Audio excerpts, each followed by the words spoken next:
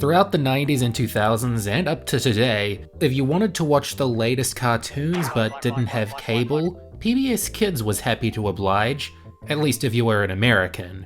We didn't have PBS at all where I lived, but some of the shows they had eventually trickled down to us. Mostly the preschool fare, but not exclusively so.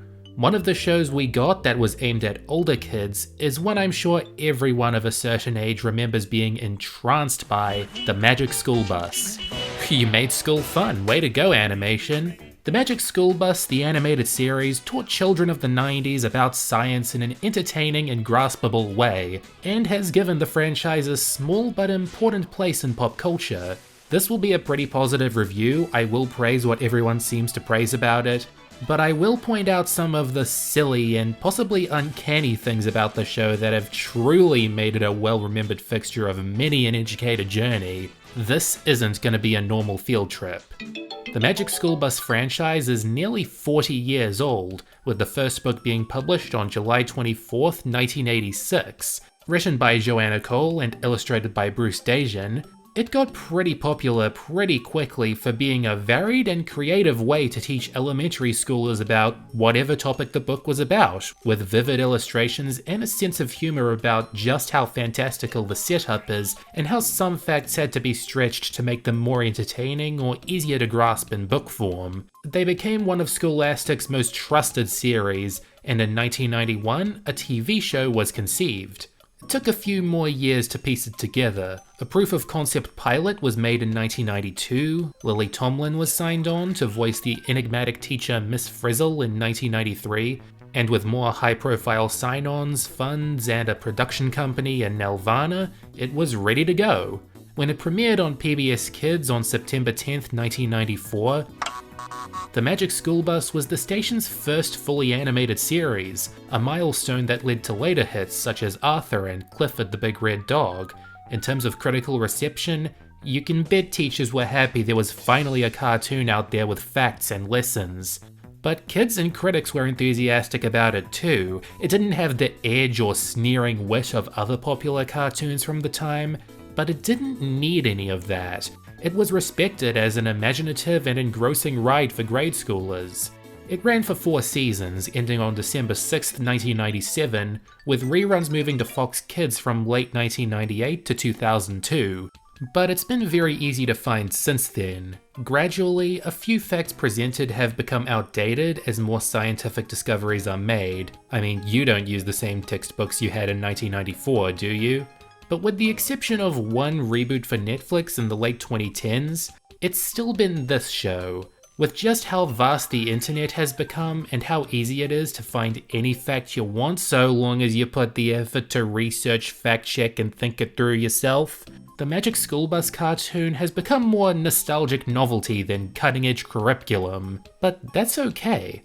As for my personal experience with it, I saw a few episodes as a kid, not being shown it in school all the time, but remembering my limited experiences with it and the books. I mentioned in the Fantastic Voyage video that I saw the 3rd episode, Inside Ralphie, at a YMCA when I was about 5, and it was just a little too intense for little old me at that point. But enough trauma dumping, I'm ready for my lesson. Which are eaten by small fish like anchovies, which are eaten by big fish like tuna. It's so efficient! Carlos! At this typical 90s elementary school, there's a group of 4th graders with a larger-than-life science teacher, Miss Frizzle. Her best friend is a lizard, and her mode of transportation is a school bus. That's magical. This puppy can fly, go underwater, into space, and shrink to any size so the students can study the world at a magnified scale. Then other times it turns them into animals. Frizzle loves her field trips. Nearly every episode is about her taking her class on them. More times than not, they end up in serious danger, but what's a little adventure as long as the school board never knows about it? As a character, Miss Frizzle is a mix of the cool teacher and the weird teacher. She gets along well with the class and is on their level, but there's times where she'll confuse them with her carefree attitude to the adventures. Still, she's a positive influence, and does an effective job of providing them with knowledge, so what's wrong with that? Her cute animal sidekick is Liz, short for Lizard, the class pet who'll prowl around reacting to the events of the episode like a silent Greek chorus. She's reliant on her expressions to leave an impression, which I guess is why in the early computer games with their more limited animation, she was allowed to talk. What a ride! But so, what's new? But I'll keep my attention in the more realistic world of animation and name the kids in Miss Frizzle's class. Luckily, going in alphabetical order starts us with the closest thing to a main kid. Arnold is the shy one and least thrilled about going on all these field trips all the time. I don't blame him. If it's not a jungle out there, it's a volcano, an iceberg, or a chicken womb. He can break out of his comfort zone and that's what counts. Carlos is the jokester and the reason I got through this show so quickly on my first watch. Every once in a while, he'll deliver a pun or one-liner related to what's going on. Best character on the show, the worse his jokes are, the more relatable he is. Dorothy Ann is the expert, with a song in her heart and a book in her bag, offering extra facts about the week's topic wherever she can. As the show goes on, the other kids get their moments of that too, but DA is still the most clearly defined by her bookishness. Keisha strikes me as a particularly friendly classmate, being helpful and inquisitive and getting in on the action. Probably the most normal, everyman student so far, but there's another one that could be in competition for that title.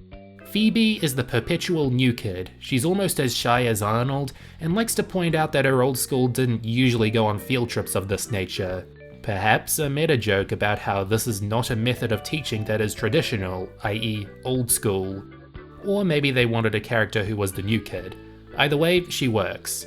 Ralphie is the other everyman type, but more on the fun-loving, jokey side. There's no competing with Carlos though, so Ralphie's a more standard kid. You can tell what decade this show was made in by which way his cap is facing, so that's useful.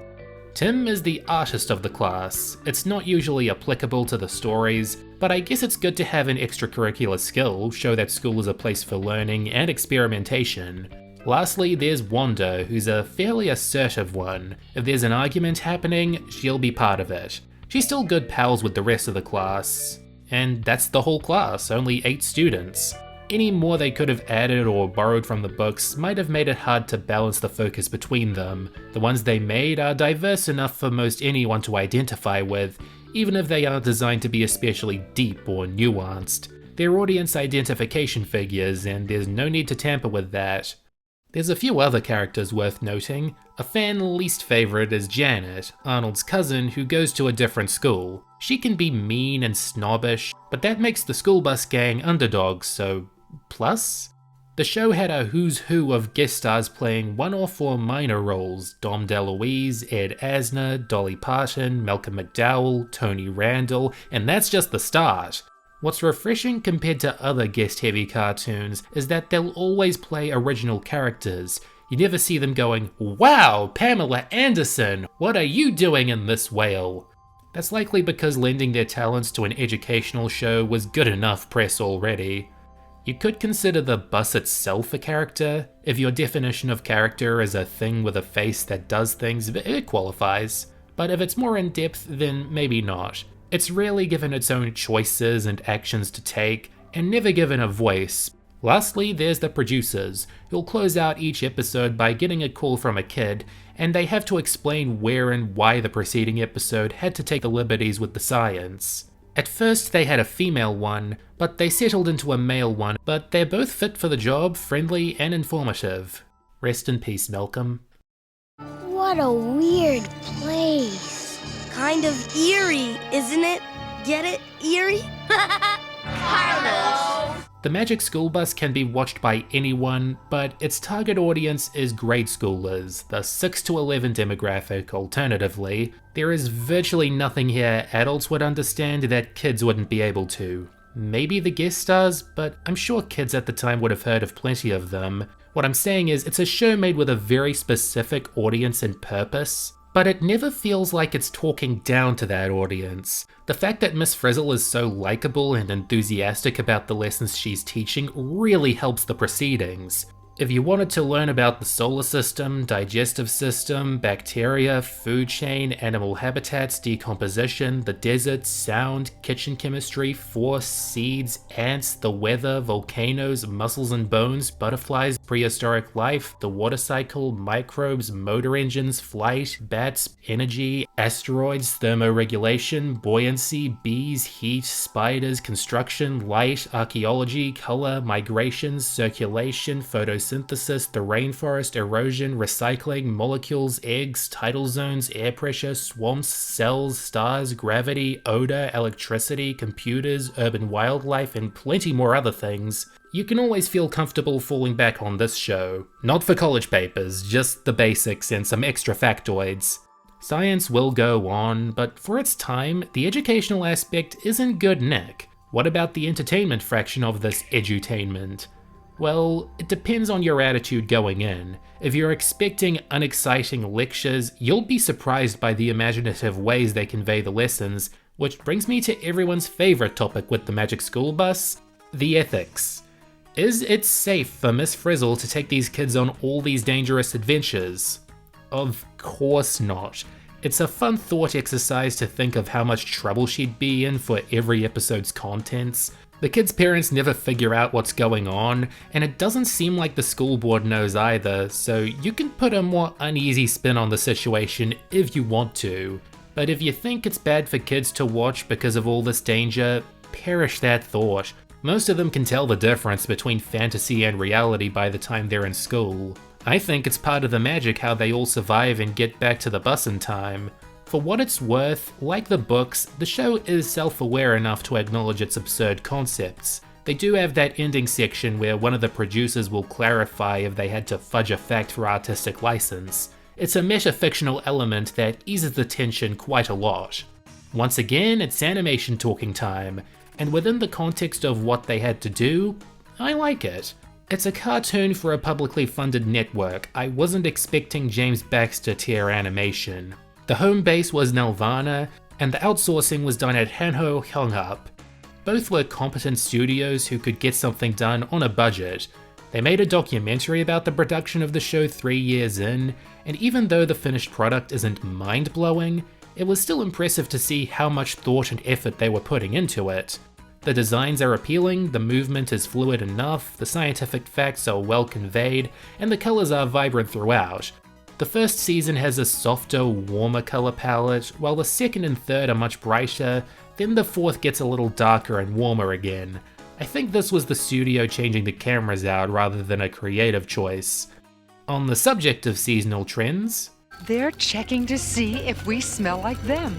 Yeah, they want to know if we're wearing the same deodorant. Carlos! Season 1 of The Magic School Bus is 13 episodes worth of edutaining weirdness. It's got what are considered to be the most iconic episodes, like the Magic School Bus gets lost in space for lunch and gets ready set dough, among others. I think that's because they've been around the longest and are the most familiar by default. That's not to say they don't earn that iconic status, because they do. There's a freshness to the formula at this point, and questions about Miss Frizzle and the bus that are brand new and will probably never be solved. I think it's better that way. Season 1 is sometimes remembered as being the darkest, or at least the most intense. That first episode where Arnold takes his helmet off on Pluto is the biggest offender here. That was a trip, and not just a field trip.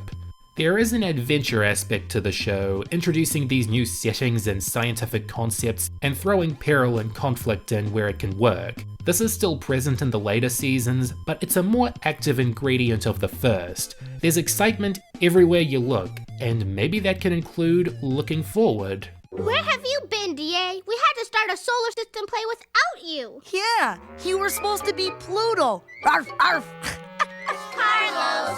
As you can hear, the male voice actors' voices are getting deeper. Not sure if that's why they replaced Arnold and Tim's voice actors this year, but I think all of them did a good job. In spite of this shakeup, Season 2 was another pretty good one. I think it's even better than Season 1. There's more variety to the topics being taught, and you could say some of them are more advanced, like middle school curriculum. I don't know what other 4th graders would need to be taught this much about motor engines, but hey, it's always useful to know. If you're watching the show in order, it's at this point you'll notice more callbacks to previous episodes. This is in contrast to season 1, where they imply they've gone on certain field trips already before doing them anyway. Now, the kids are applying what they've already learned to have a better understanding of how to handle this week's topic.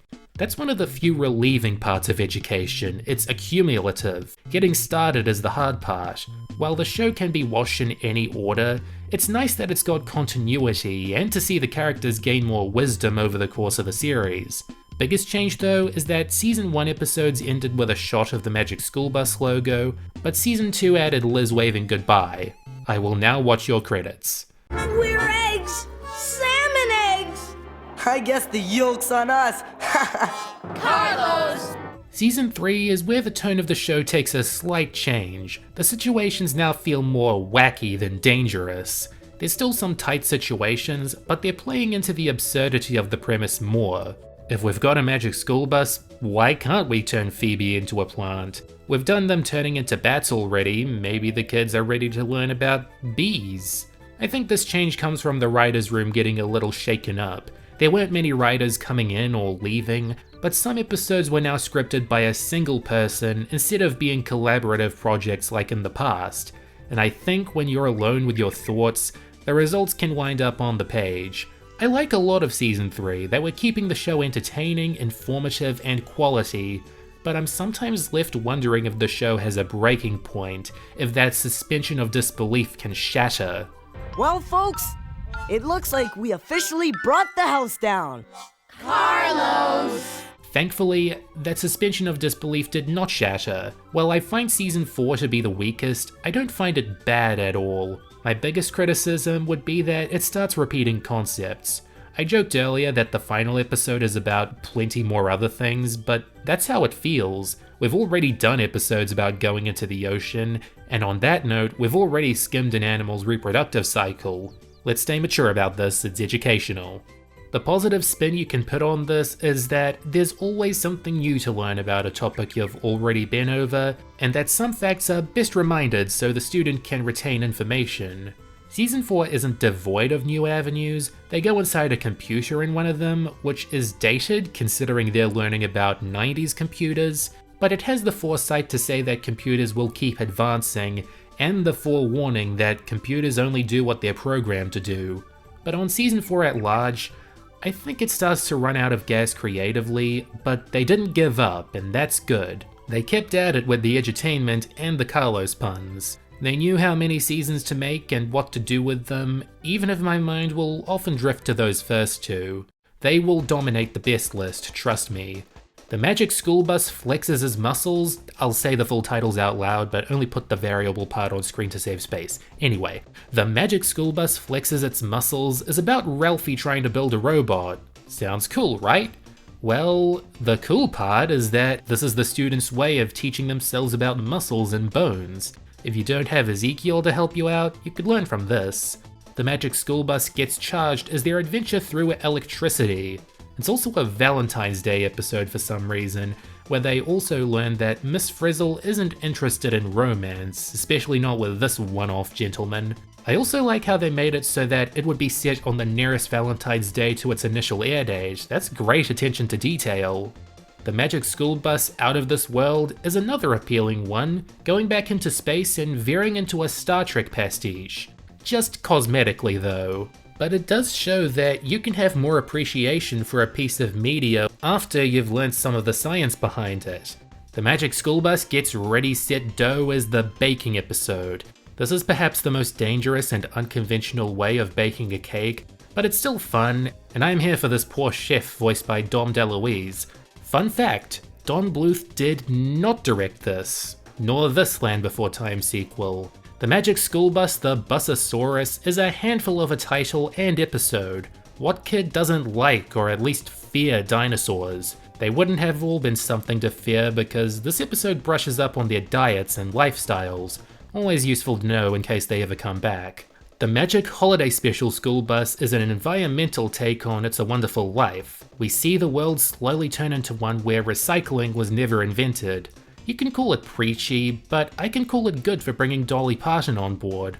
The Magic School Bus for Lunch is a classic tour of the digestive system. It's a bit on the gross side, especially as it goes on, but for the purposes of getting a basic understanding of the chosen topic, you can't go wrong here.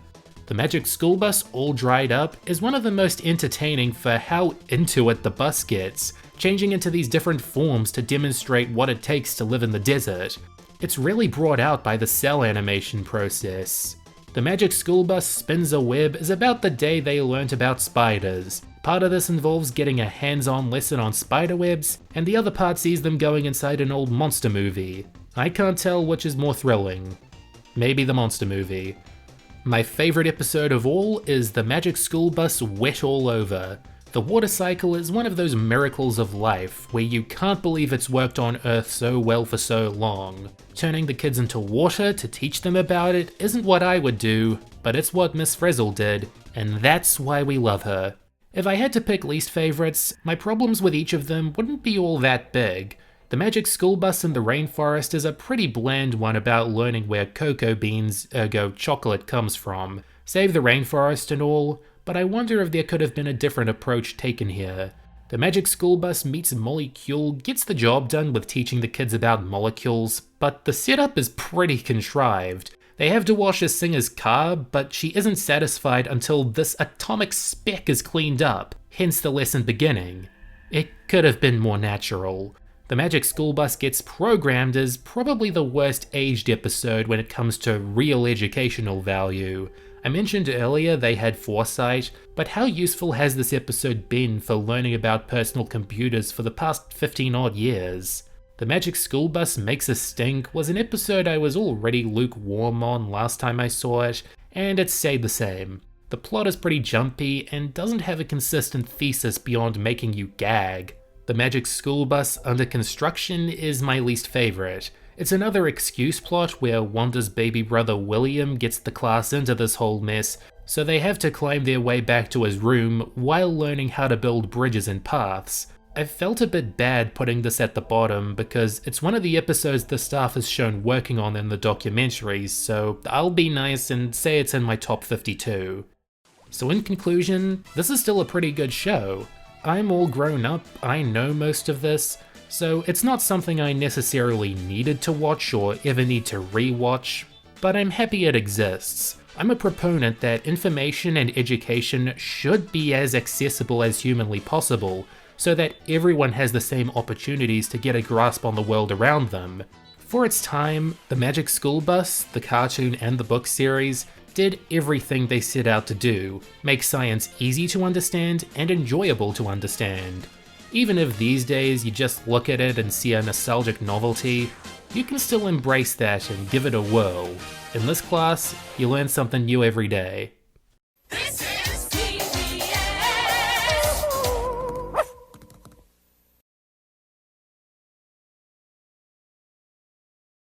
Oh, I love happy endings, don't you?